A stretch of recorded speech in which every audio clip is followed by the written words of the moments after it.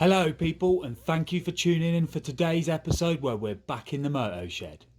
Want to make your Sur-Ron safer, last longer and save some money? We've got another 6 handy tips that have been suggested to me by other owners in the comments of previous videos. So thank you very much for sharing this information and giving input back to the channel. Number one then, I'm absolutely fed up of keep looking over my shoulder. I'm getting a bit of a bad neck. So I thought I didn't want a big clumsy mirror hanging off my bike or anything that could injure me if I fall off, or anything that's going to create any wind drag or anything silly like that. Anyway, this spy mirror from Z-Fowl is brilliant. It clips onto your bars. It can discreetly just go. In England we have them on the right hand side, so it's next to my throttle. It's tucked away, I can barely see it, but I can notice if anything comes up behind me with that. And also it's very good for if you've got a GoPro on your chin, you can just quickly look in the mirror and check the lens is clean. I found so it's got 2 good uses. It's perfect fit, it's nothing too big, it's nice and light and small. It's perfect for the Sur-Ron. It's a Z-Fowl spy mirror. It's for mountain bike. It's what I use on my mountain bike, and then suddenly it clicked. This will actually work well on the Sur-Ron. Look, you can barely see it's on there. It's really discreet. It's small, it's light, it's sturdy. What else do you want? It's compact. I find it a really great addition, especially now I can see behind me and I can check out my lens on the GoPro.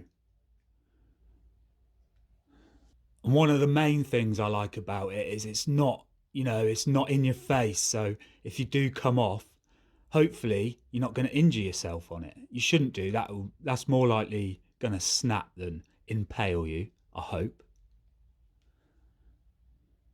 Number 2, I learned from a YouTube channel called Introvert Explorer. He's got a pumped up Sur-Ron with a 72-volt battery and a back 8000. It goes really well, and he's got some nice terrain to shred in. But yeah, go and have a look at his channel anyway. He's got some good content. But he told me, and somebody else has confirmed this, and basically I've heard this twice now, and so I do actually do it. Since I was told the first time, I thought, oh, why not? It sounds self-explanatory why you would do this. But what you want to do is when you store your bike, or you're not going to use it for a while, and you turn it off by the breaker switch like so, then you want to turn your key on and just drain the capacitor like this.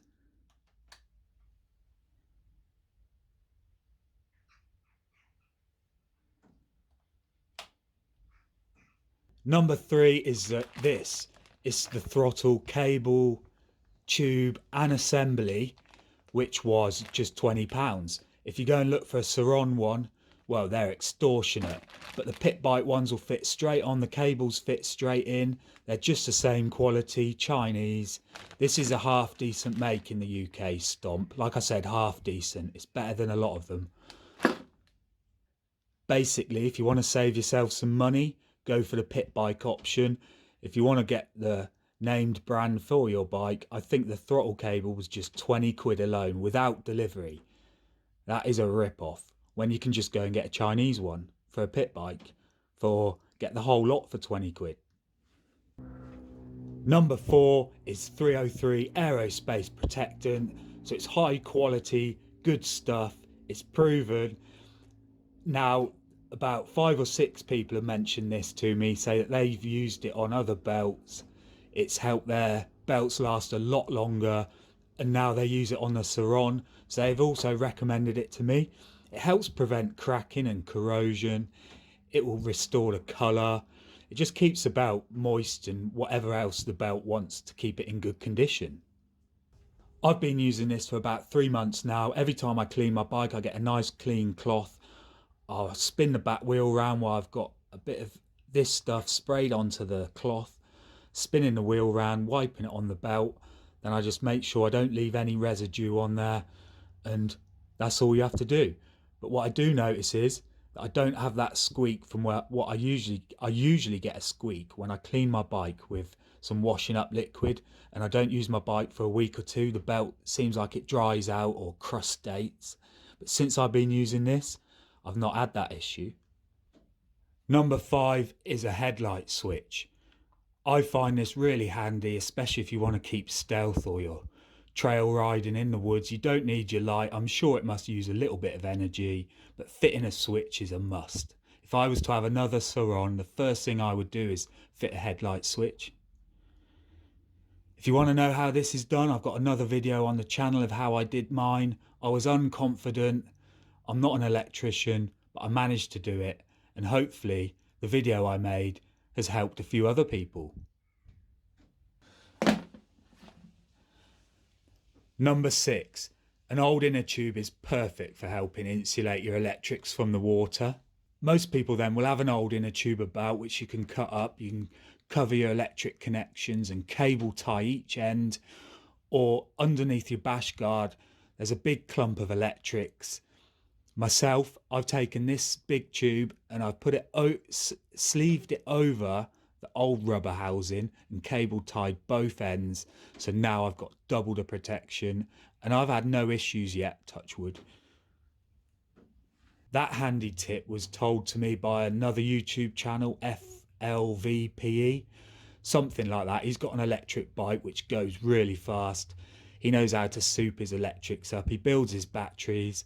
He knows what he's on about with his electric stuff, and he said, just to help give yourself extra protection on your electrics, an old inner tube is perfect. And well, I couldn't agree more. Thanks for that top advice, mate. Cheers. And there you go. There's 6 more new handy tips for the Sur-Ron. Hopefully they might help someone out, or maybe they'll take some of this information back and use it on their Sur-Ron. Or maybe you've got a handy tip or trick that I've not heard or come across yet, and maybe you could let me know in the comments. I'd be really grateful for that. If you got this far, I really appreciate your support. I just hope you enjoyed the video, and maybe we shall see you in the future. Moto Machines out.